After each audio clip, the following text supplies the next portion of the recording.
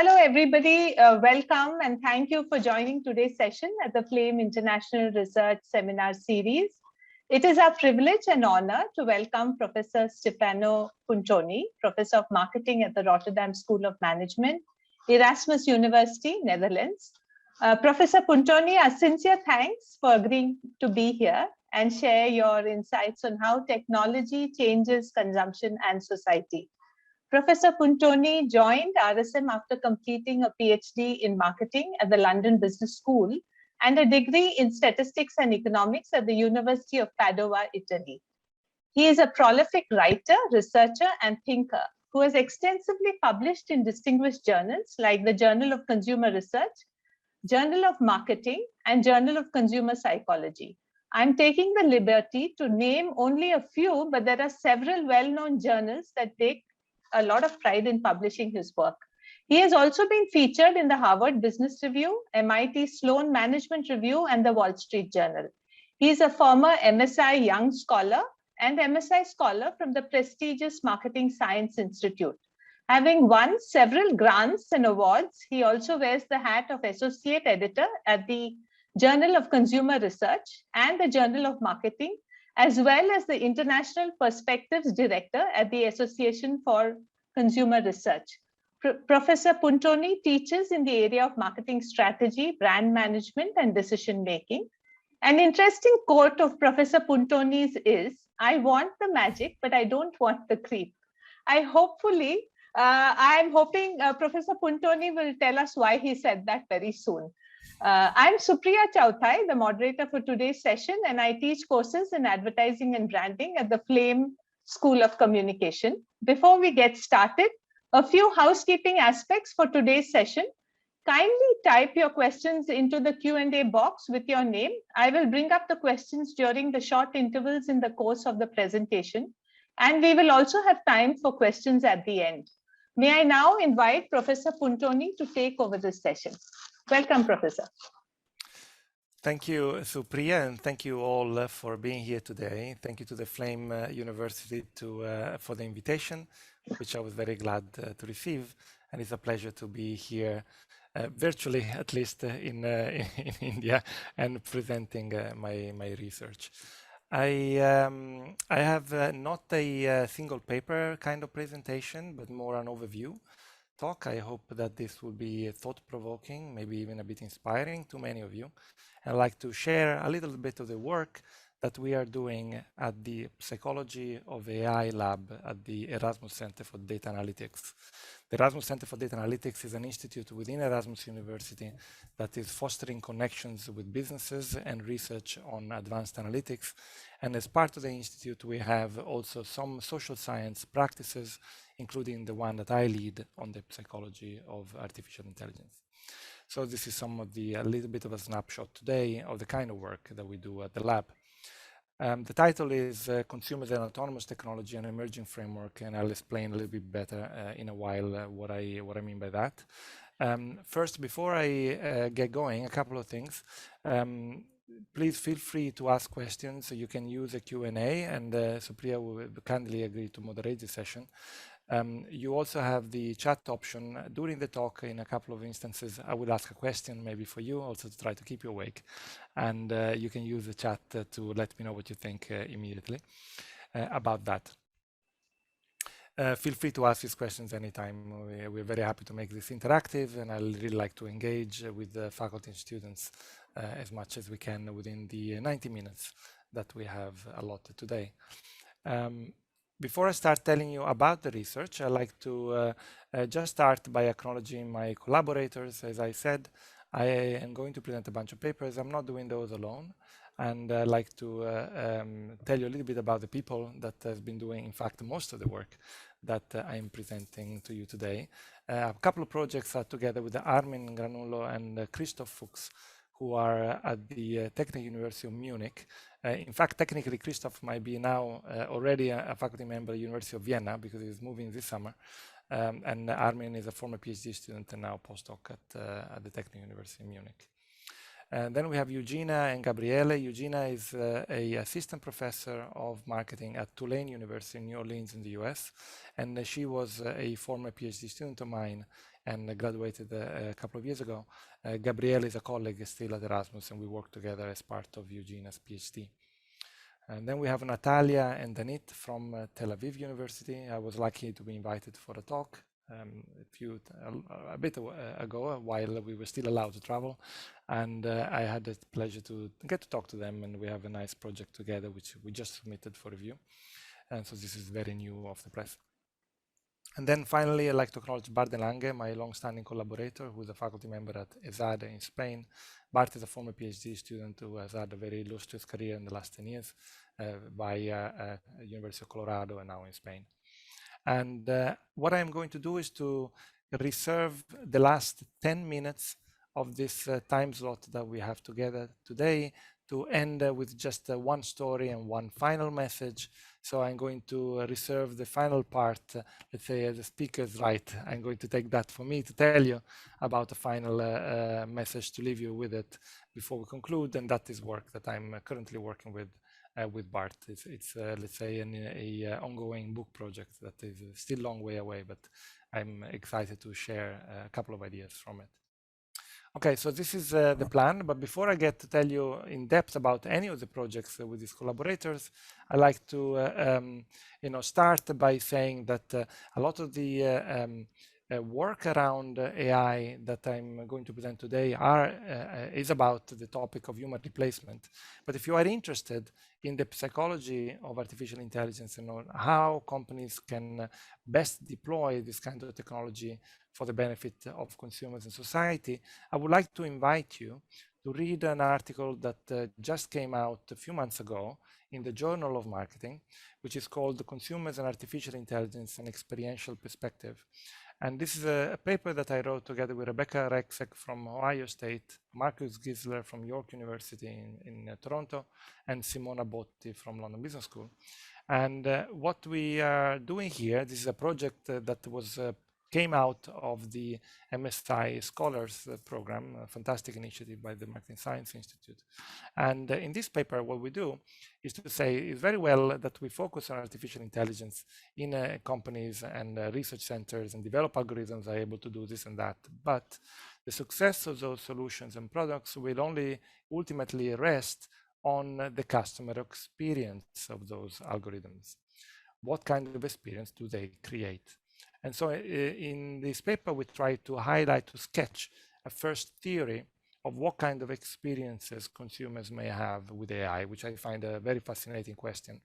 And in our framework, just to sketch very quickly, as a matter of fact, I have a, maybe, let's just take a second. What I can share with you is a link to a folder, which I'm going to find in just a second.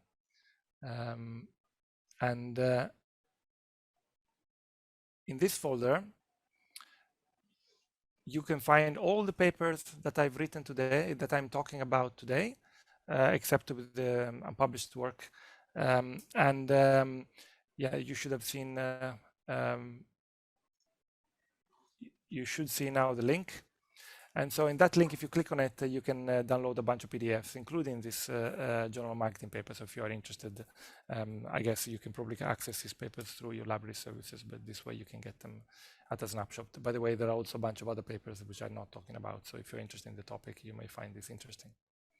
So in this paper, we highlight this theory of, let's say, an experiential perspective on artificial intelligence, and we highlight 4 different types of experiences that consumers may commonly have with artificial intelligence in the marketplace. The first one we call the data capture experience, the experience of having personal information being captured by an algorithm and a data collection system that is feeding the AI interface. This could be with varying degree of voluntary, let's say, approval or an awareness of how the data are going to be used. So this data capture experience can vary a lot in balance, but oftentimes might not be very positive. Then we have the classification experience, which is experience of receiving a personalized recommendation. Whenever you are watching something on Netflix, you're going to buy a product on Amazon or whatnot, you are often faced with personalized recommendations about things that you might like, products you might like, and so forth. And the experience of being told that this is the kind of thing that a person like you should like, it's what we call a classification experience, which has interesting ramifications for how consumers think about themselves, the social world, and the company. Then we have the delegation experience, which is the experience of co-creating some outcomes together with an AI. So imagine here a robotic appliance like a vacuum cleaner or a self-driving car, or a maybe video imaging software with advanced AI capabilities. These are all applications where you have an AI obtaining some outcomes, and they do so on your behalf. So now you co-create an outcome. For example, you clean the house, you and the vacuum cleaner, for example. And this is the experience that is most directly relevant to the topic of today's talk, which is about human replacement. The final experience is a social experience, the experience of having a reciprocal communication with a non-human agent. This is also a very fascinating experience, of course. For each of these experiences in the paper, we sketch the sociological background as well as the psychological context to try to understand how those experiences pan out well or not so well for consumers and identify research questions for future research. Okay. So I don't want to talk more about this paper. I just wanted to sketch it for you in a couple of minutes just to highlight what it is about, and you might find it an interesting resource as a student or faculty if you are interested in psychology of technology. Okay, going deeper into today's talk and topic, I promised you earlier an emerging framework, and the emerging framework is basically something very simple, but the underlying dimension was inspired by this book, which I read a few months ago. It's called The Technology Trap by an economist from Oxford called Carl Frey. And the book is a history book, essentially, which highlights how over the past 250 years or so, technology has impacted society, focusing especially on production activities and labor, and how things have changed over that period. And let's say one of the key elements of the book is that different technologies at different points in time have led to either the replacement of human labor or the enhancement of human labor, meaning under some socio-historical economic situation, a particular technology led to the replacement of human labor. This is what a lot of the steam engine, for example, did. And in other times, instead, the technology might have led instead to an enhancement or an increase in productivity of human labor. And this, for example, could be the electricity in the early 1900s. So that idea of replacement versus enhancement, I thought was interesting also in the context of consumption. And so that's what I'm going to talk about for a second. But if you're interested in the topic of how technology changes society, taking a historical point of view, I think this is a book very well worth reading. So the starting point of the framework is this: technology can replace or enhance human labor. And so let's think of it, what this means in a consumer context. So you are probably all familiar with using a navigation device of some sort. It might be your phone or some kind of in dashboard in your car or whatever, and letting the algorithm tell you where to go. Now you're outsourcing, or you're being replaced in the route planning and navigation, let's say, decision-making process here. So for example, would be a screenshot of me living in the office at Erasmus University, and the algorithm telling me to head south. And maybe what is heading south here also is my navigation skills and awareness, because I don't need to worry too much about where I'm going as I'm just listening to the algorithm. Now imagine instead a different situation where you might not experience replacement, but maybe enhancement. And the example I'm making here is going back to 2019. We went on a holiday with the family to Japan on time just before the pandemic. And it was a fantastic experience, but of course I don't speak Japanese, and it can be quite confusing because obviously you cannot even guess what the writing is. But luckily in the Google Translate app, you have this augmented reality feature which allows you to point at a sign or some writing, and you see on the screen what it means. And I found that quite useful in some situations. And for those of you who have been to Japan, it might be familiar. For example, sitting on a toilet in Japan, they are very high tech, and you have this panel with a lot of signs and buttons, and you're sitting there wondering what to do, and it can be kind of confusing. And so that would the algorithm would help me figure out, you know, for example, what's the button for, I don't know, AST or mild. There is a button for video. I honestly never tried that out, but it was here my navigation skills, instead of being depleted or replaced, like in the case of the GTPS, here instead they were enhanced, because now I had better awareness of what was going on in my environment. So this is just an example of how somewhat a related technology, just still on the smartphone, can lead to consumers experiencing these very different kind of psychological states. Okay, this was just a fun, light introduction to the topic, but just taking that distinction, you can then imagine of you know, having this continuum, and with all the caveats that come with that, I don't necessarily believe that replacing is the opposite of enhancing. I don't necessarily believe that these are opposite end of a single bipolar continuum, but give me some license here conceptually to just sketch some interesting ideas around human replacement. And what I'm going to do in the remaining of this talk is to sketch some psychological processes and some effects that speak to this continuum. So I can maybe start filling it out, this blank space here, and make us understand a little bit how consumers experience artificial intelligence and the notion of being replaced or enhanced. Okay. So this is the little intro that I have. It might be time now for a couple of questions, if there are any. So if any of you have something they'd like to ask, they could type it in the Q&A box. Of course, we can also take questions later on.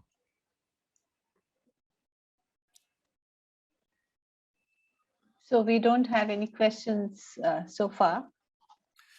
So let's see if they come, and any time that they come, we can take them. There is no need to wait for a particular point. Sure. Let me then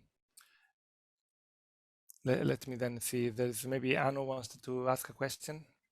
The problem, of course, with the typing is that people have to type it, so it takes always a few seconds before the question appears.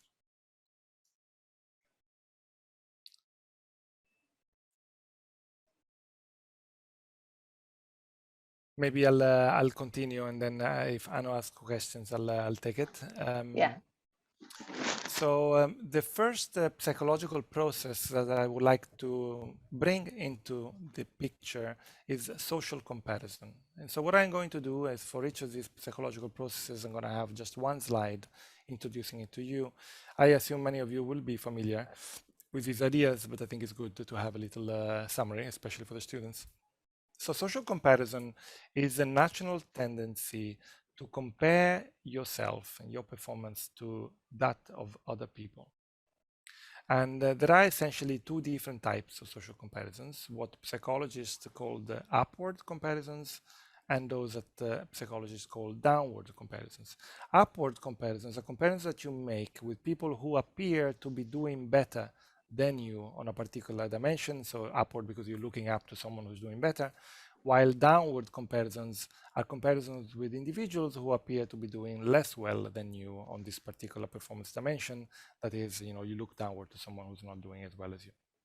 Now, these social comparisons arise automatically in many situations. We have a natural tendency to make them because we are very socially aware creatures. We pay attention to our social environment, to social cues, which reveal something informative about our standing in a particular pecking order or society. And because of that, this is something that you know, occurs oftentimes in our daily life. And the relevance to the talk today is that being replaced should generally be considered to be something that triggers a negative social comparison, right? To be replaced is not a nice thing, generally speaking. So when you're being replaced, there might be somehow a somewhat threatening social comparisons being triggered. This is a general angle that we take. And to illustrate, I'm going to tell you about a paper that we published about a year ago, and I'm going to get to that in a second. I see that Anu now typed a question, so let me answer the question. Can you please discuss the role of computer vision in marketing, like visual social media data analytics is emerging? So computer vision is a very important tool for a lot of marketing or consumer relevant applications.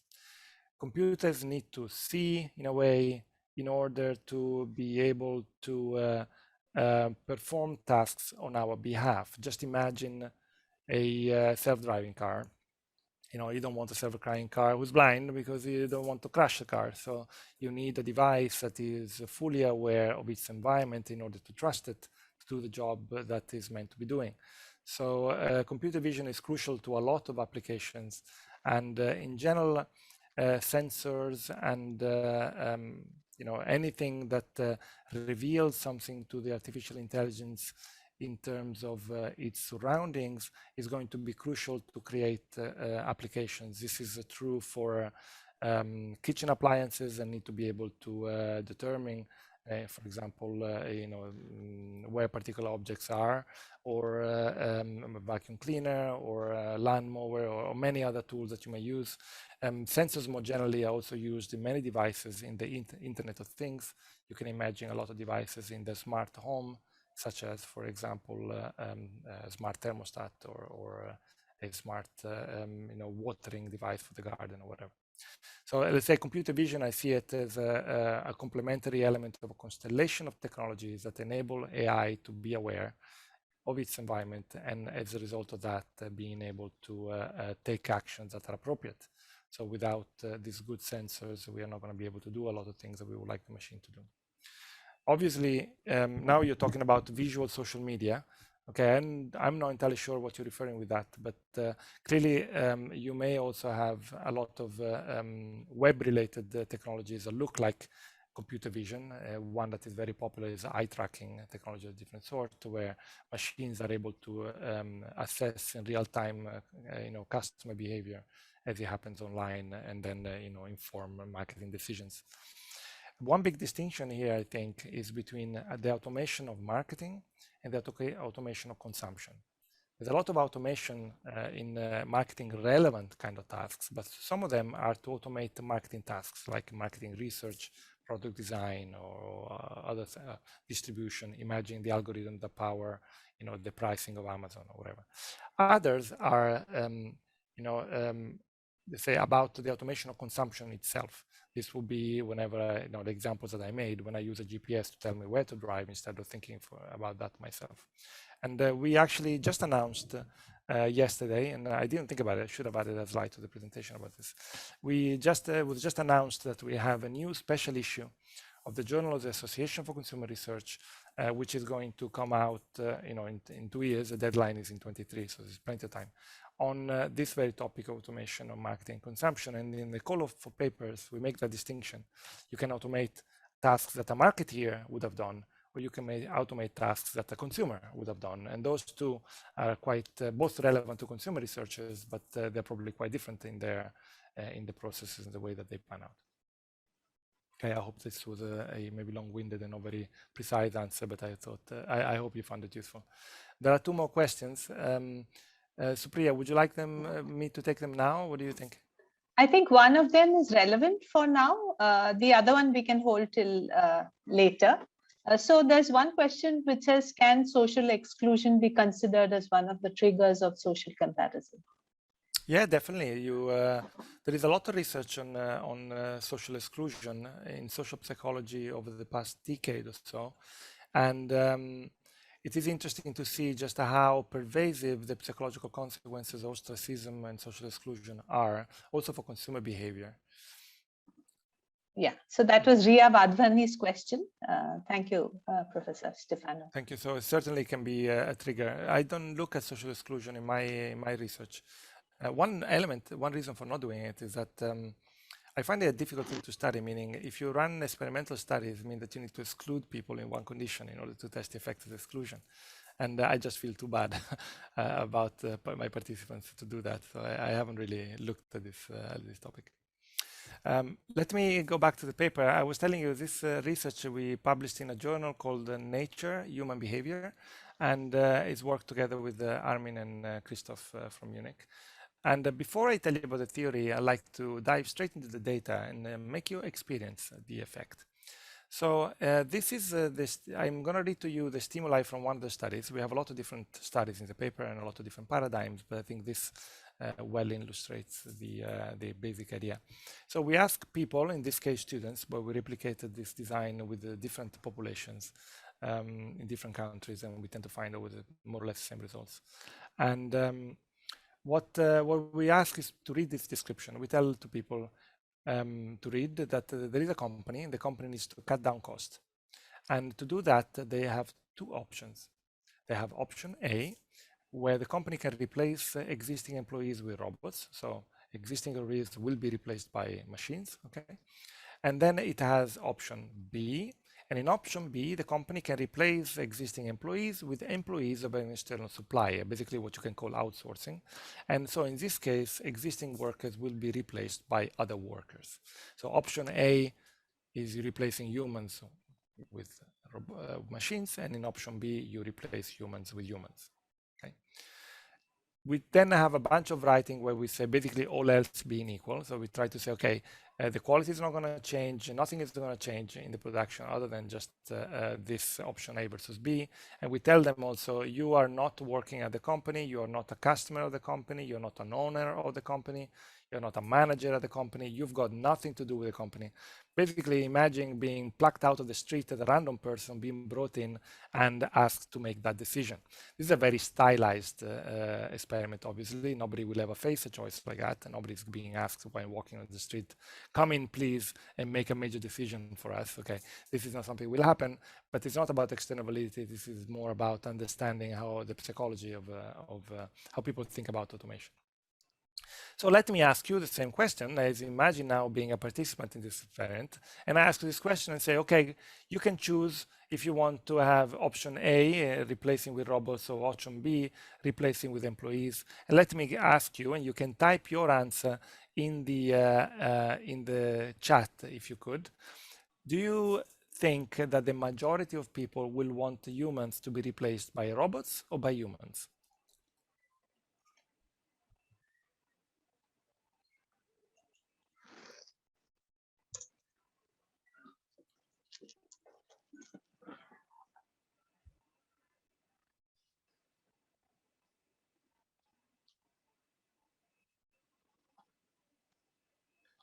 So we have a mix of answers and as I said, you're not working with a company, so you don't care if the company makes more money, you don't care if the products are better, you are not, you have no stake here. You just want to make the decision you think is right. So you can choose whether those jobs are going to go to robots or to humans. Here there is a little bit of a mix. With some people saying robots, some people saying humans. What we find consistently in our study, and you can find arguments, you can make arguments for why you should pick one or the other, but the majority of our respondents consistently say that if you can choose, please give the job to people. And so there might be an altruistic element to this, meaning robots don't pay taxes, or simply robots haven't got kids to feed. But if you can choose if that job goes to a robot or a human and there's nothing else changing, yeah, give the job to human. This is what we find in this condition. Now, there was a second condition in the experiment, which was identical to the first, with the exception of a small detail, which was, now it was not any company, now it was your company.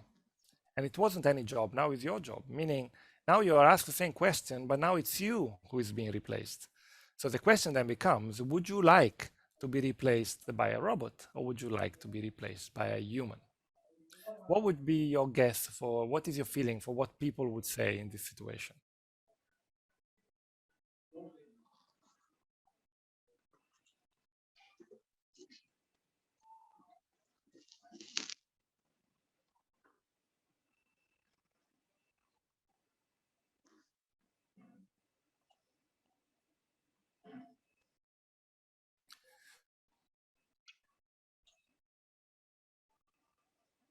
It's interesting to see the intuition here. I can see that you say humans because maybe you can get the job back again by replacing the human who is replacing you. That's an interesting argument. The majority of the people in this condition say, no, I want to be replaced by a robot. And this preference reversal, when you change who is being, whose labor is being replaced, is a fascinating one, we find, because it says something quite important about human psychology and replacement. And the theory that we have to explain this shift in stated preferences is a social comparison perspective. So we know from a lot of research that how similar you are to a potential comparison target drives how likely it is that you're going to make that comparison. So the more similar you are to the other person, the more likely it is that you're going to compare yourself to others.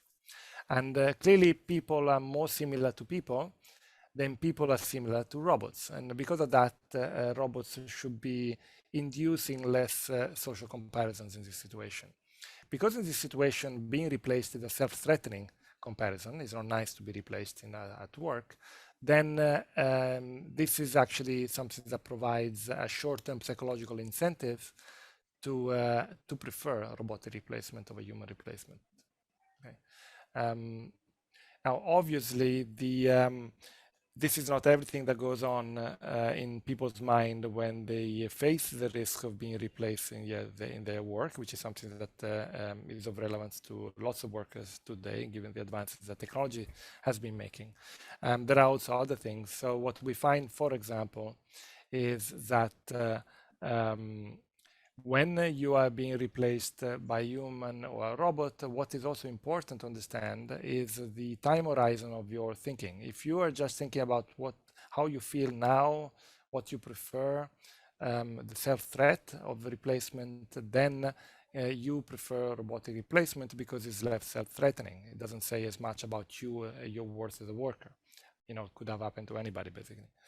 But when you look at a more future time frame, I ask you, how do you feel about your economic future, your future employment opportunities? Then obviously your robotic is happening now. Because if I'm replaced by my job, I can go out there and look for another job like the one that I love. Or an algorithm, then maybe there will never be another job like that. So it's more threatening to your economic future. So this is highlighting this interesting pattern of thoughts that come with social comparisons. And I see that there is a question about chatbots. Maybe it's worth taking it now before moving on. Okay, so the question is, chatbots are being used by HDFC Bank, a leading bank in India, to attract customers who would use its service at select branches in Mumbai.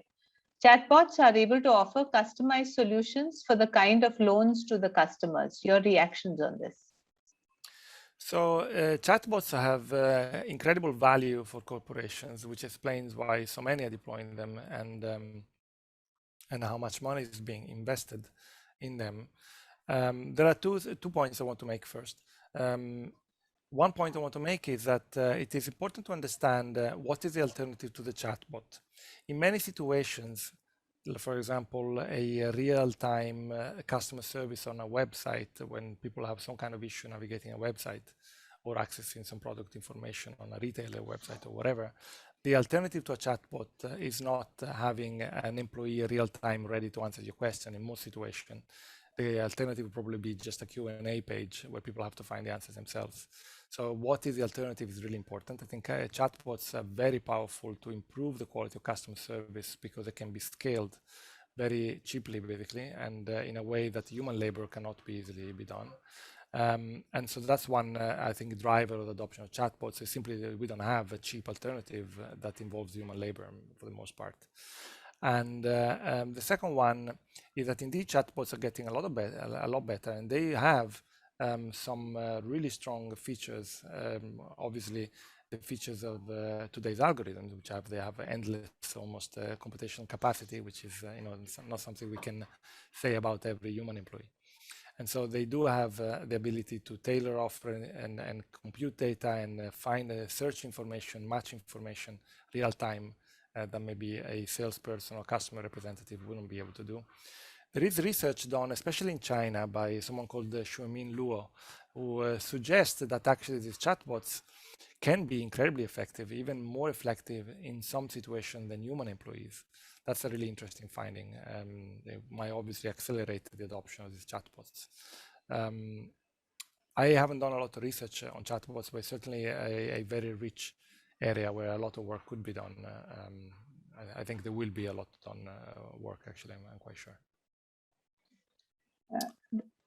There's another question from my colleague, Professor Chetna Monga, who says companies are making it more difficult to reach them by removing human interface customer service like Paytm, Flipkart.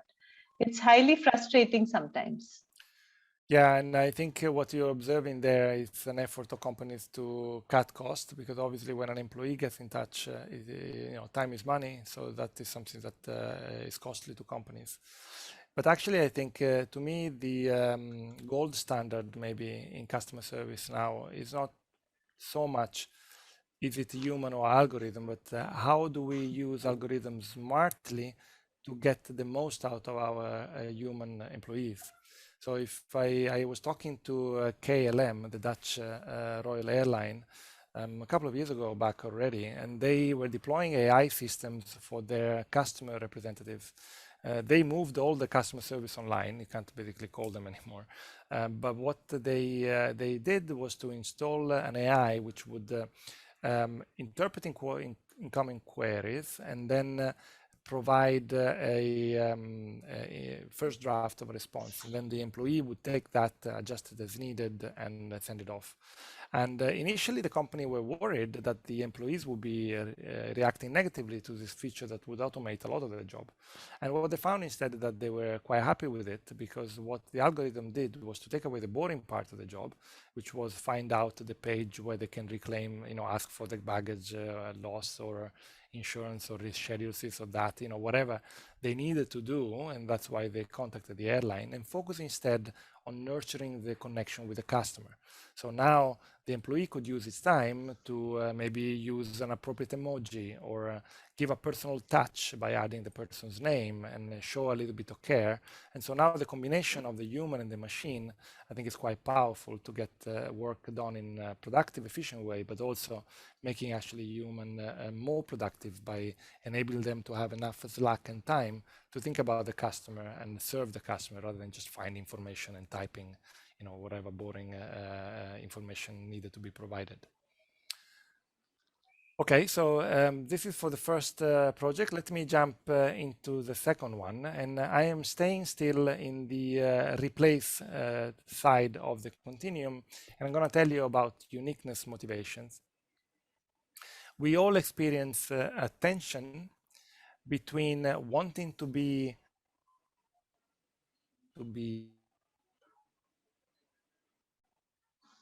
we try to differentiate ourselves. Sometimes we want to belong and look similar to others. And so we do that all the time. And consumption is an important way in which we can do that. So consumption plays an important role in helping us navigate this tension. Now, here the relevance to uniqueness is not so much your label being replaced, but someone else's label being replaced. In particular, the producer's label being replaced. Because we were reasoning that whether a product or a service is delivered or made by a human or a artificial employee, then that may be differently associated with uniqueness of the product or the service. And that may in turn serve psychological needs differently for the consumer, who is trying to be different from other people. So let me tell you about this project. This paper came out about 3 months ago in the Journal of Consumer Psychology. This paper is again together with Armin and Christoph. And the general question that we try to address, and I'm saying trying because in reality we just started to scratch the surface. This is a big question, and I would like to do more work in this area. The question is, when does human labor add value in the eyes of consumers?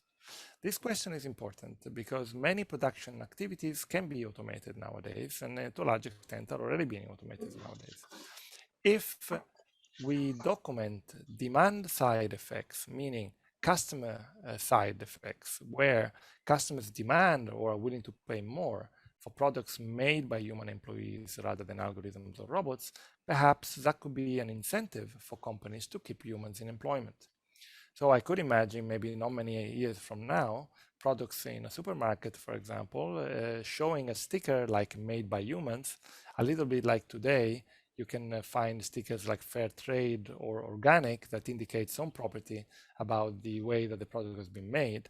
And something like that might also occur in the future for a human production, where companies might find, if I keep these people working, I can charge more for my products because people value them more. And for that reason, I might not automate to the extent that I could potentially do. And this could be potentially important for society because many of the people involved in production activities may not have readily available attractive employment opportunities. These will not be the people who then, retool themselves as website designers or machine learning coders or whatever. So it might be especially important to protect to the extent that we can through our documenting this kind of demand side effects, these workers. Okay, so this was a little introduction about the project. And in the project, we pick on a deliberately broad dimension of consumption, which is the extent to which products consume for symbolic or instrumental motives. Sometimes you buy a product to get a job done, and that's it. So you might buy a vase as a vessel to measure some liquid that you need, either in a lab or for cooking or whatever. Other times you buy a product for symbolic reasons. For example, you may buy a vase because you would like to decorate your apartment. And so this distinction is quite important in consumption because there is a lot of work showing the relevance of symbolic motives for consumption decisions.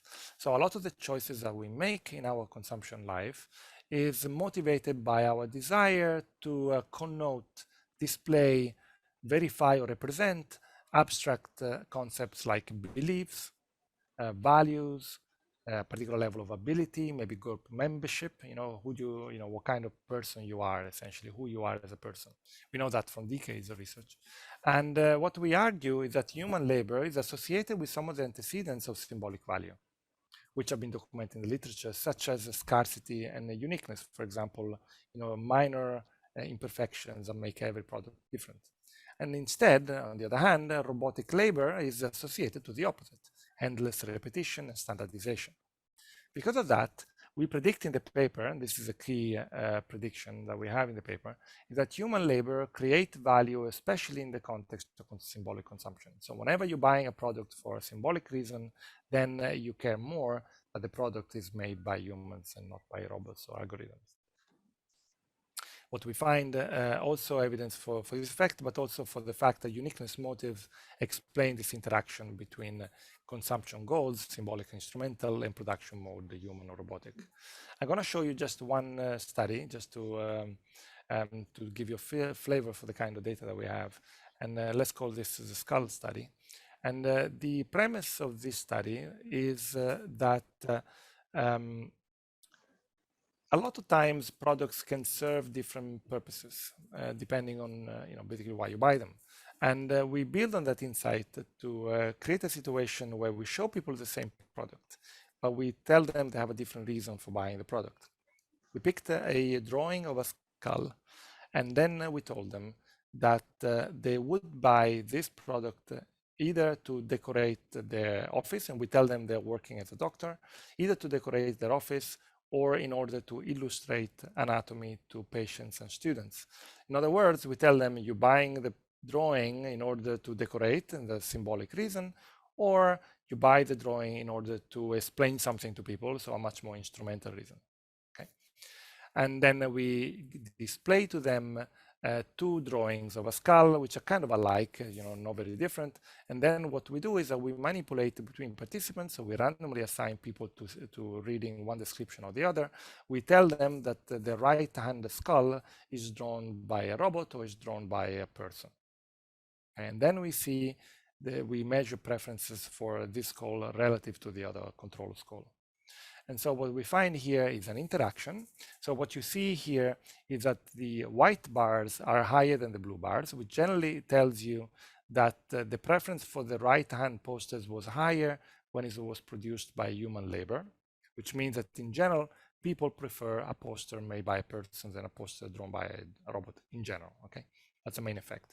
But we also observe an interaction. The difference between the white and the blue bar is much larger in the context of, in the symbolic condition than in the instrumental condition. That is, people had a stronger preference for the human-drawn poster, especially when they were buying the poster to decorate the office. Not so much, or they were still there, but not as large when they were buying the poster to illustrate anatomy.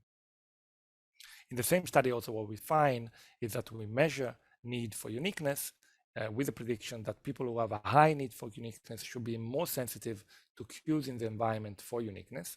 And so what we find indeed is a three-way interaction, such that this interaction between production mode, human robotic, and goal, symbolic or instrumental, is larger among those people who have a greater need for uniqueness. This is now illustrating this paper. And what we do in the paper that we cover a bunch of different things.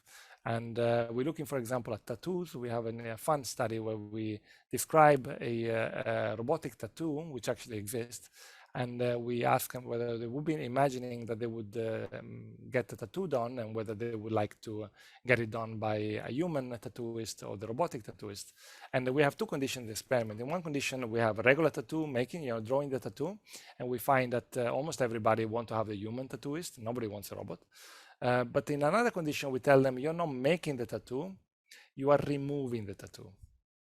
And in that condition, which we pretest to be more instrumental, less symbolic, you want to undo something symbolic, you want to bring the skin back the way it was, then people are actually quite okay with the robotic worker, let's say. And this is one. We have a bunch of other examples with glasses. We say, okay, a glass is a bundle of attributes. You have the lenses, which is instrumental. You need the lenses in order to see. But then you have the frames, which are just a device to hold the lenses on your nose, but they're also fashion accessories, so they're much more symbolic. So we find that people like the idea of having eyeglasses frames made by humans, but they want to have the lenses made by machines. Okay, so this was this paper and the notion of uniqueness. I don't know if Supriya, would you like to have a couple of questions now, or maybe we go forward? What do you think? You're muted. There's a question from CS Balasubramaniam. Fraud detection tools are important for the AI devices to protect and benefit customers in the banks and malls, where customers use Paytm, Amazon, Google Pay, or such instantaneous debit credit services to their payees. Your observations on this? Yeah. Yeah, I totally agree with you that I think what we are going to see, and this is actually an interesting thing, technology enables a lot of dark behavior, a lot of criminal behavior, whether those are scams online or whatever. But on the other hand, the technology is also providing us with weapons to fight against those criminals. So for example, you receive a lot of spam email from some supposedly, I don't know, Nigerian princess who wants you to give you $1 million if you just give them your bank details or whatever.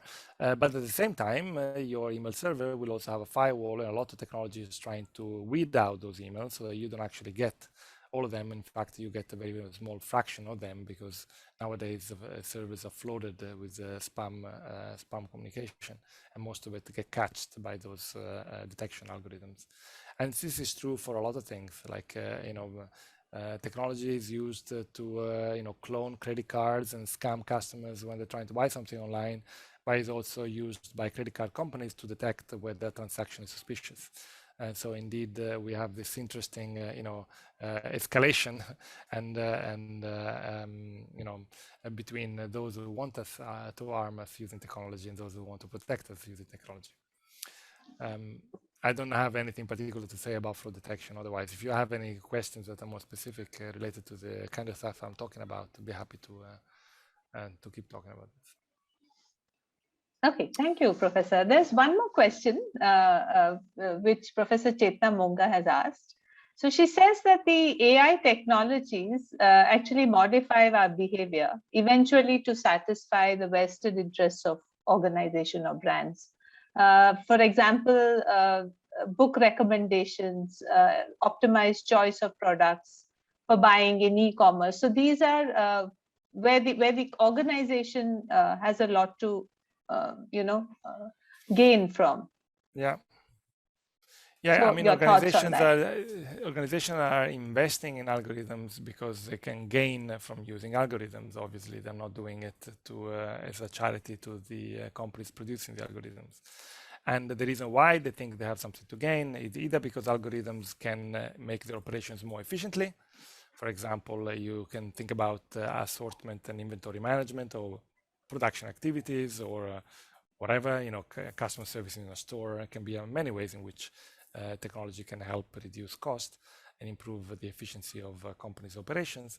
But they also get deployed, and these are the more relevant to a marketing professor like me, because they increase the spending of consumers, or the amount of people that buy. And this is because the website is designed to maximize, optimize conversion, or because the algorithm is designed to provide you with personalized product recommendations that are very relevant to you, or because the YouTube video is designed to capture eyeballs and make sure that they can sell those eyeballs to advertisers. Whatever business model the company is using, clearly they are trying to make money. Now, the problem, of course, is that sometimes the company making more money might be entirely aligned with the desire of the customer. If Amazon makes me a great recommendation and I buy a product, I'm really happy about it, Amazon wins, but I win too. So this is the ideal of marketing. Marketing facilitates market exchanges for the benefit of everybody. The problem, however, is that sometimes that the benefit for everybody might not necessarily be there. So imagine, for example, social media, which have this highly addictive component where people might find it very difficult to get away from one's smartphone, Instagram feed, or Facebook, or whatever. And as a result of that, this thing become a time sink, make us less productive, less successful, and more stressed and less happy ultimately. Now, we are often unable to control our instinct. These algorithms are incredibly good at preying on our, let's say, limbic system, on our old emotions, and wanted to keep looking and keep watching. And at some point, it is not in our interest. If you ask, would you like to spend 5 hours a day looking at Instagram? Not many people would say, I think that is a smart thing to do. But nevertheless, a lot of people do it. So this is something that involves also either the responsibility of customers, so a bit of training and sensitivity on how, for example, should we educate young people today, our high school and university students, to use technology sensibly, and companies that care to do the right thing and decide that certain things might not be in the end for the long-term interest of the company, because it might lead to lawsuits or regulation or whatever. That's what you notice sometimes, technology companies taking steps simply for the purpose of avoiding antitrust or other regulation. Or indeed, the policymaker would need to step in and try to take the side of consumers. Obviously, that's something that we'll see more and more. And I think the European Union here is taking a lot of the initiative, because I think the US, where most of these tech giants originate, are not really doing very much for the consumer, for protecting the consumer. Look at, for example, privacy laws in America. They hardly have any, while in Europe we have much more stringent. Okay, so I see that there is an additional question in the chat by Chetra. By Ria Badwani, and if I may read it out. So she says, considering symbolic and instrument products, does this relationship also hold good in the case of product attachment? So high product attachment, for example, if your favorite frame breaks, how will it affect the use of humans versus robots for its repairs? It's an interesting question. I haven't done research and I haven't seen research looking at this, but it's something that I've thought a little bit about, in the sense that it would be interesting to study how automation impacts customer loyalty and product customer relationship, or brand relationships and brand attachment. In fact, it's one of the items that we include in the call for papers of the special issue I was telling you earlier, topics where we need more research. So Ria, if you have a great paper coming up on this, we would love to receive it as part of the special issue. This something will be relevant for sure. Thank you. I also see a question in the chat How do you see the future of technology evolving because consumers are informed and prefer to go off-grid? Wouldn't compulsion to adopt digitalization be coercive and not a choice? It's interesting. A lot of people are trying to fence technology, right? And no smartphone at the dinner table, or when you enter the house, put a smartphone in the basket at the entrance. Or you see a lot of people trying to use some kind of self-control device to help themselves because they know that they have a hard time doing so unless they take some precautions. Alarms are the same thing. I know I'm not going to wake up, so I put the alarm. So we can do that also with technology. And for example, Apple now gives you a summary every week of how much you're using the phone, right? And so there are certainly efforts and technology that can help too. That's actually another item that we include in the call for papers, how technology can be helping us to control our compulsions and our desires rather than technology fostering and pandering to those compulsions and desires. Okay, so let me go to the next paper.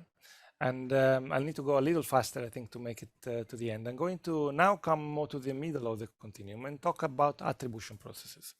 Attribution is a psychological process of explaining behavior. And there are two basic dimensions of attribution. You can attribute internally or attribute externally. You can attribute internally, meaning you attribute an outcome to your own motivation and talent. Or you can attribute externally, which you attribute therefore to someone else's motivation and talent, for example, or behavior. So imagine that you receive an award at your university, then you would be highly motivated to internally attribute the outcome and say, I was really good. Look, I really deserved it. I worked hard, and now I'm getting this award. Well done to me. But imagine now that you don't get the award. Then now you are motivated to attribute externally. Now you are motivated to say, those bastards, I know it's all corrupted and all, it's not fair or whatever. And you try to explain it away so that you don't feel bad about the fact that you didn't get the award. So this is just an example of how this attribution process can work out in our daily life. The relevance here is that the psychological process of attribution is going to be central to the very interpretation of the consumption experience as replacement or enhancement, meaning, is it me doing it or is it the machine doing it? So when you have a co-created outcome, that might be a relevant question. Attribution processes are relevant to that. So let me tell you about just one experiment from this paper that was in Eugene Leung's dissertation and got published in Journal Marketing Research. We're looking at cooking. And the paper has a very simple set of ideas, in fact. We argue that we don't only care about consumption outcomes, but also about the process that led to the outcome. In the cliche phrase, it's not only about the destination, it's also about the journey. And so we care about how outcomes are produced. And we care to be able to say it was me who made that outcome whenever we care about the outcome because we believe it's self-relevant or identity relevant. Meaning it's important to us to be able to say, this is me who made it when the it is in an identity defining domain. If this is something that really matters to you, that internal attribution is really important. So what we predict is that people value the opportunity to carry out tasks that are important to an identity and in order to attribute the consumption outcomes to themselves. I'm going to show you one study which was inspired by a visit to my parents in Italy, where my mom was giving me a catalog and where you could redeem points with at the supermarket. And there were two products in the catalog that looked kind of alike. Obviously they're different, but they had some similarities. One was by a company called DeLonghi and was called Multi-Cooker, and it helps you cook in the kitchen. And the text says in Italian, multifry pensa a tutto, which means in Italian, thinks about everything. Basically, you don't have to do anything. Press a button and chill. Okay. While the Murinex product, already the name gives it away, is called Cuisine Companion. And this product is also an automated cooking appliance of some sort, but this one instead helps you in the kitchen. So now it's still you who's cooking, it's not the machine who's cooking.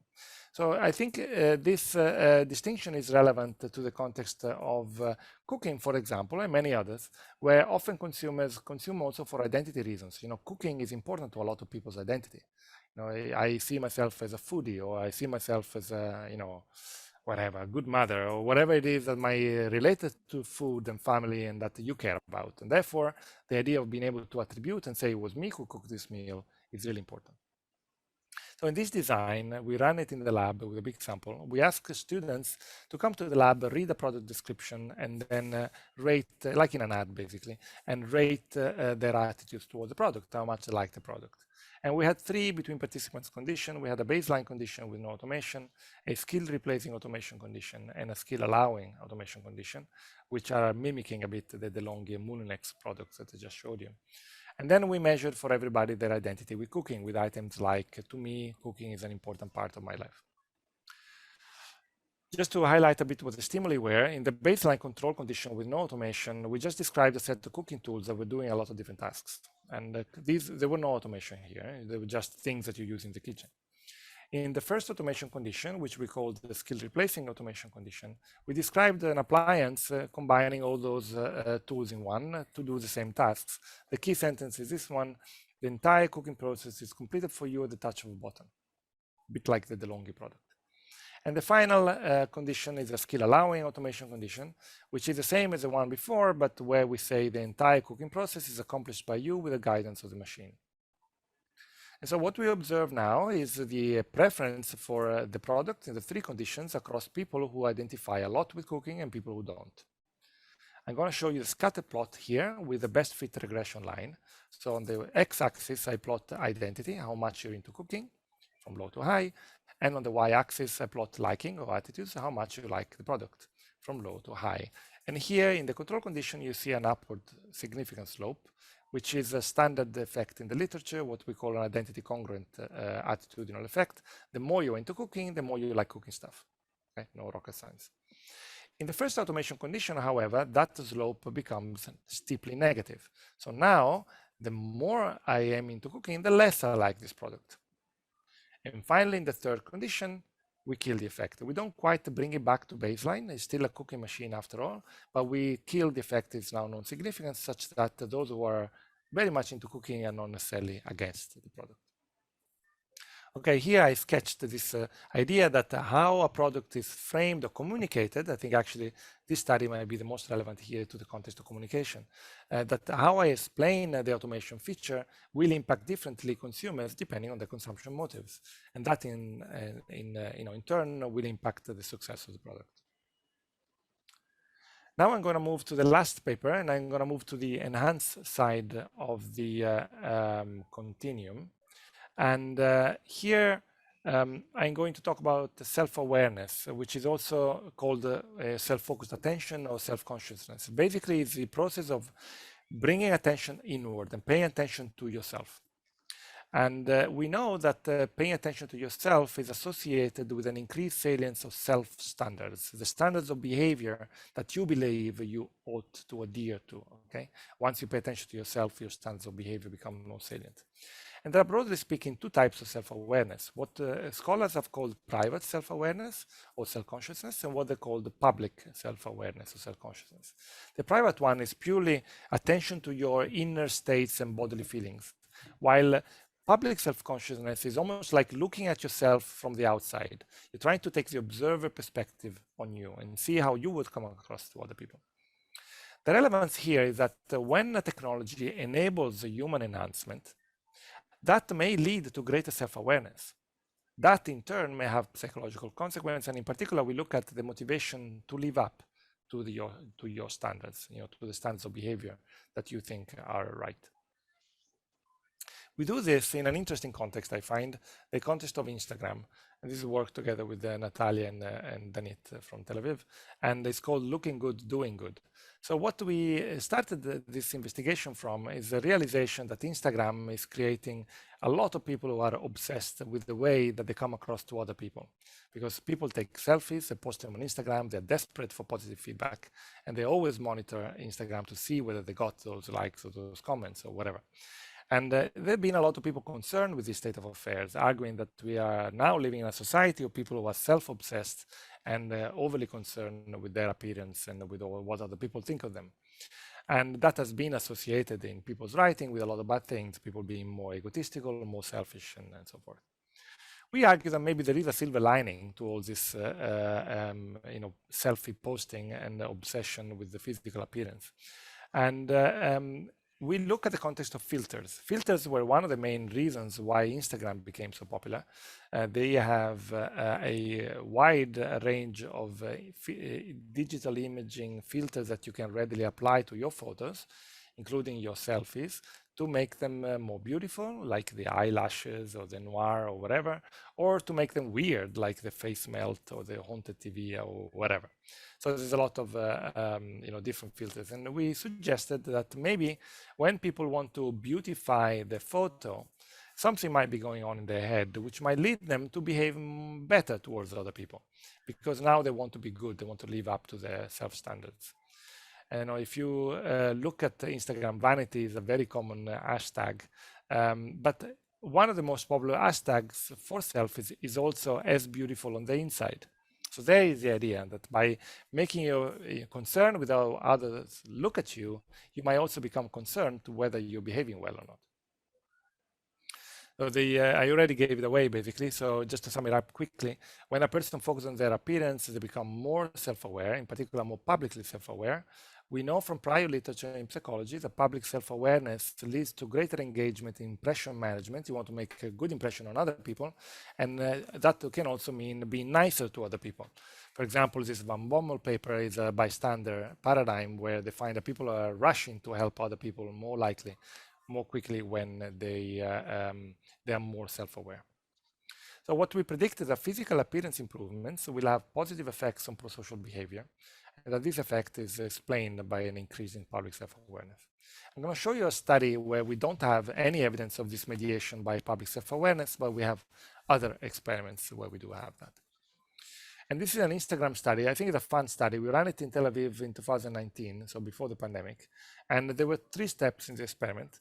We asked people to come into the lab to take a photo using a smartphone that we gave them, and to fill a survey on a computer with a lot of checks about the photo and how they felt and stuff like that.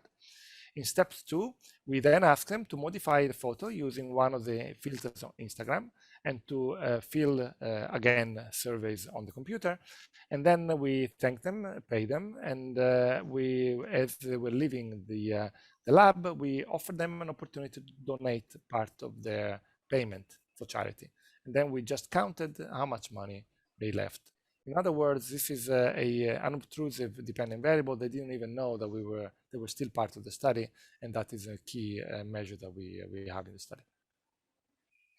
In basically, when we asked them to take a picture, we really had 3 conditions between participants. People were randomly assigned to one of the 3 conditions. In one condition, they were told that they should take a picture of themselves and then make it look pretty using a filter. So this is more like the focal condition, the self-improvement condition. And then we have 2 different control conditions. In the first control condition, we tell them to take again a picture of themselves, so a selfie. But now we tell them not to use a filter that does not make them prettier. And in the other control condition, we ask them to take a picture of an object and then apply a filter that makes it look pretty. As you can see here, we have 2 key elements in the core condition, in the focal condition, taking a selfie and making it look better. And to make sure we understand what is going on, we have 2 different controls. One where they still take a picture of themselves, but they don't make it pretty, and one where they don't take a picture of themselves, but make it pretty. Okay? And then they have a little donation box for a children's charity there in the corner, and we count how many coins they put in. We pay them in coins, and then we counted how many they put into the box. And this is how the situation looked. You see a smartphone on the desk. That is a smartphone that they used to take the picture. You see the computer where they filled out all the control measures and manipulation checks. And then you see a little plant there on the corner. And that was the object that they were asked to take a picture of in the 3rd condition. Okay, these are the results, basically a number of coins. And as you can see, we have a significant main effect such that in the physical improvement condition, so the first condition, people donated significantly more money compared to the other two conditions. And so there seemed to be some evidence, some behavioral evidence, that indeed these physical self-improvements can lead to more pro-social behavior, perhaps against prevailing beliefs about society. Okay, there's one question from Ria just about this study. Perhaps we can take it now. Yeah, so Ria asks, can this Insta study be moderated by the level of extrovertedness and introvertedness? Yeah, I think individual level moderators like extroversion are likely to be relevant. We have not studied them, and one reason for that is simply that it would not be so easy to study them, because you would need a very large sample size to be able to detect this effect, and simply quite difficult to do. But I think we'll be interested. I don't know if you have a specific prediction about extroversion, but I could imagine that certainly the extent to which you are comfortable with the gaze of other people on you, right? Some people hate being watched by others. People instead love being watched by others. That may have an effect on how making yourself look more attractive might impact then your behavior. But I don't have any insights to offer on that. But I certainly think that's a very valid question. There's also another question here by Professor Sandeep Roy. So he says, in developing countries, how do you see AI dependent on infrastructure as an enabler or a bottleneck, where cloud adoption is still at a very nascent stage? Yeah, it's not my area of expertise, so I can only maybe comment from as a generalist. I saw in a number of cases, I think the mobile phone is a very good example, that the development path, the technological trajectory followed by societies at different levels of economic development might not need to be always the same. While in Europe, for example, we went from the telegraph to the fixed telephone to the mobile phone to the smartphone, in a lot of less developed countries or developing countries, we've seen people bypassing some of these stages and jumping directly to the smartphone stage, let's say. And so I believe that for a lot of services, including cloud and other things where especially you can use wireless technology to bypass the difficulty of building super expensive infrastructure from scratch, then that I think certainly there is a great value in these kind of technologies, because I think the people in countries where maybe the technological infrastructure hasn't been great, if they're able to bypass those bottlenecks, then there might be an opportunity there to liberate an enormous amount of energy and entrepreneurship. So it might be really good. You see it, for example, in Kenya with mobile phones, but in India too. I think that's something that has been a lot written about. Now, an interesting technology now, for example, is this SpaceX by Elon Musk. They are trying to build a Starlink network of satellite in low orbit, where people will be able to use high-speed internet without the need for any other infrastructure, so just a phone, and then you connect to the sky. And so it's probably going to be too expensive for a lot of places, but there might be places where, for example, remote villages in Africa or whatever, where they might be able to share a village, an internet connection, and all of a sudden be catapulted in the 21st century. I think that's really interesting to watch. Okay, let me wrap up, and then we can have a couple of more questions. But I had to ask you for a few minutes at the end for a final message, so I do want to have that. So just to summarize what I told you so far, we had this continuum, and I kind of populated it a little bit with the different psychological processes. I told you about attribution, which is the notion of how do we make sense of technological or technology's role in the production or consumption activities outcomes. And then I told you about social comparison, and here I looked especially at the situation where human replacement is personally relevant to you, meaning you are being replaced. But I also told you about uniqueness motives, where instead human replacement is only indirectly relevant to you, because the labor that is being replaced is not your own, but that of a service provider or a producer. And finally, I talked about self-awareness, and I think the interesting thing here is to say we need to keep, as scholars, as consumer researchers, we should keep our eyes open for interesting spillover effects of tech adoption, and that there might be interesting things going on in people's lives as technology fills more and more of their days. There might be things in their behavior beyond the direct interaction with the technology itself that may actually be of relevance and should be studied and documented. That's something that we've been trying to do with this paper. So just putting it together, this is where I am right now. We have a bunch of other working papers looking at similar processes in different ways, and I'm looking forward to continuing this line of inquiry. I find that there are so many interesting research questions that one could tackle. That's it. So I can maybe, if there are one or two questions, otherwise I'll go to the final final message with which I would like to leave you.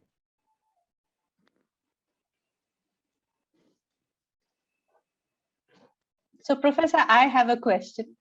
So, when you look at interacting with technology, when you're, with a device or with a, on a telephone where you're talking to people, you hear technology, getting emotional with you, trying to tell you how they understand you and how they feel for you. But at the other end, it's just tech. So there is this feeling of this is all fake. I don't believe in this because it's a machine and that really can't emote or cannot feel. So how is that going to be overcome by technology? The feeling that consumers cannot completely trust the emotions that are coming out from a tech device.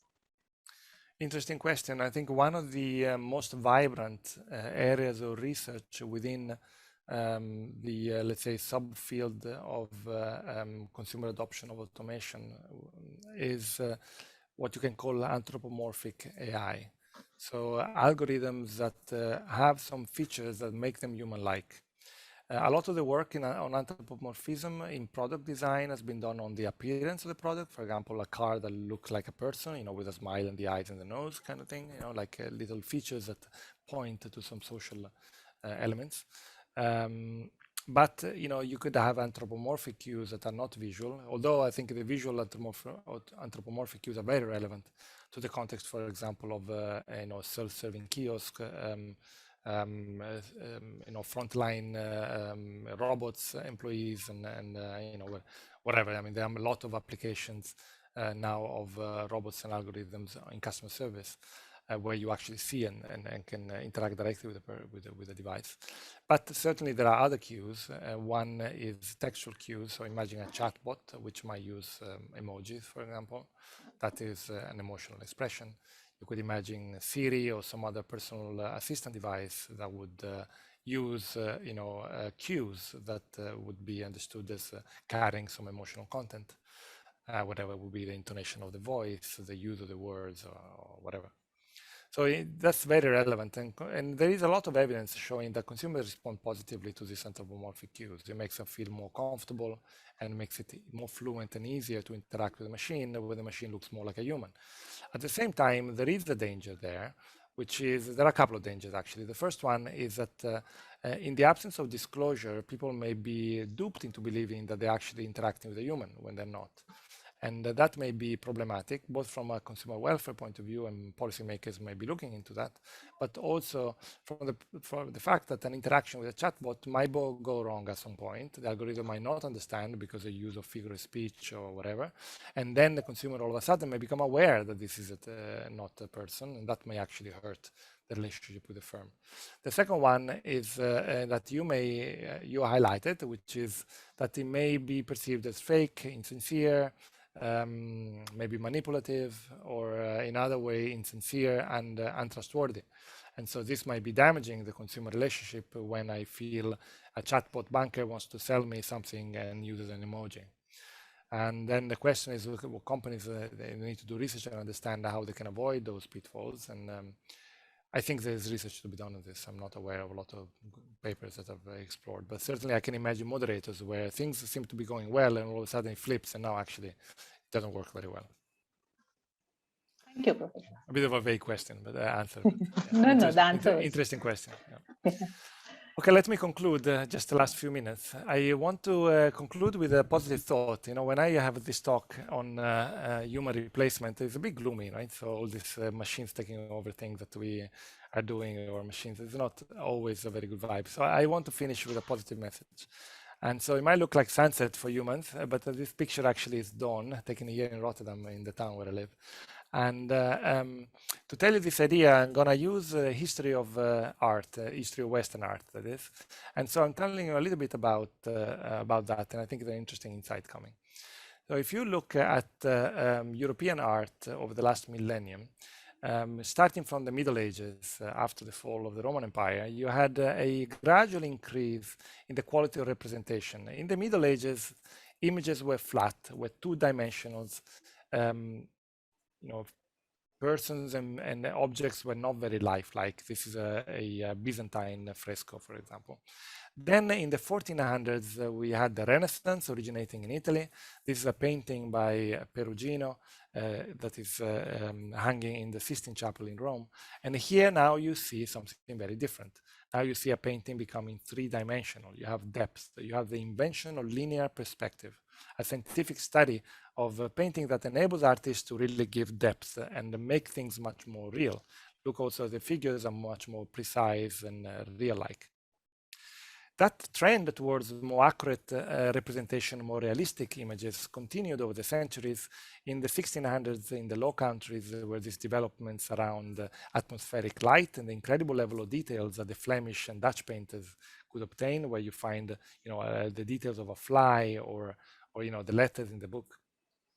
This is a painting by Evert Collier, one of the painter of the Dutch Golden Age. Then in the 1700s, you had this popularity of vistas. There was where painters would sketch like a postcard of a city, and visitors from all over Europe going back, for example, from Venice, would be able to bring that with them, and would be a perfect representation of the view in Venice, down to the last brick of the church. This is a painting by Canaletto. And then around the 1790s, European art was taken over by a movement called neoclassicism. And neoclassicism was aiming at beating even the ancient Greeks and Romans at the production of beauty. That was their stated intent, make it perfect. And this is, for example, is a statue by Antonio Canova that is also in Rome. It's actually the sister of Napoleon representing the statue. And you look at the pillow, it's made of marble, but it looks soft. Incredibly beautiful and precise representation. This neoclassicism continued to dominate European art until around 1840.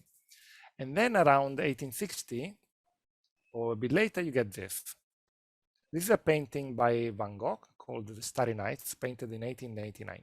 And while Van Gogh was painting this, and you had Degas painting dancers, and Monet painting dawn and flowers, and Toulouse-Lautrec and Renoir painting bars and dances, you had a very different way of thinking about art. A child maybe could paint like this, but Van Gogh wasn't trying to show you the way that the sky looked. He was trying to do something different. He was trying to help you see the world in a different way. He was trying to make you understand the world differently, maybe even communicate the state of mind with these strange swirling lights and strange stars. And one important question among art historians has been, how was it possible that after 800 years of continuous refinements and improvement in the quality of representation, we could break away from that pathway so dramatically within just a couple of decades? And there are a number of questions to this. Obviously, societal change, the industrialization and changes in social structures was an important element. But there is consensus that one machine, one technology played a crucial role in enabling this change. And that technology was photography. When photography was invented around the 1830s, 1840s, you have this photo by Louis Daguerre.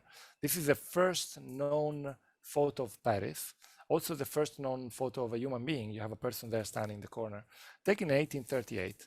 So now that photography is around, and we can take these perfect representations of reality much faster and more accurate than a painter could possibly remember or depict.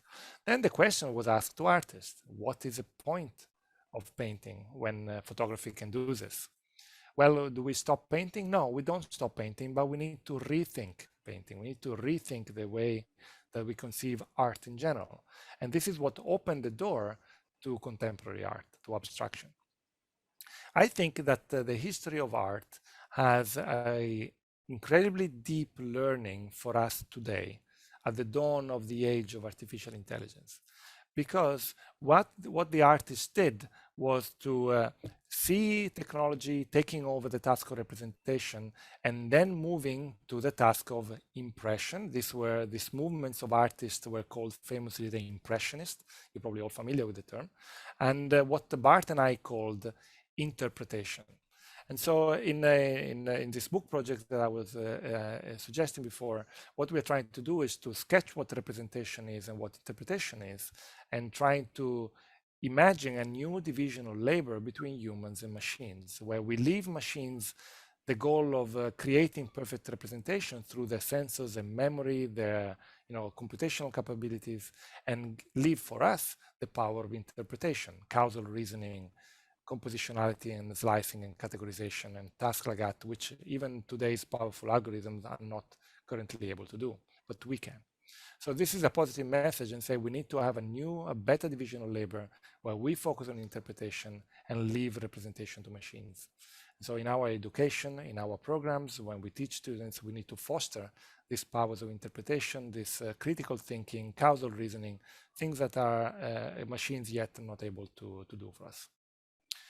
I hope you found this interesting and potentially even inspiring talk. What I like to end is just to say that technology gives us the freedom to do what we do best. And ultimately what it is that we do best is just being us and being human.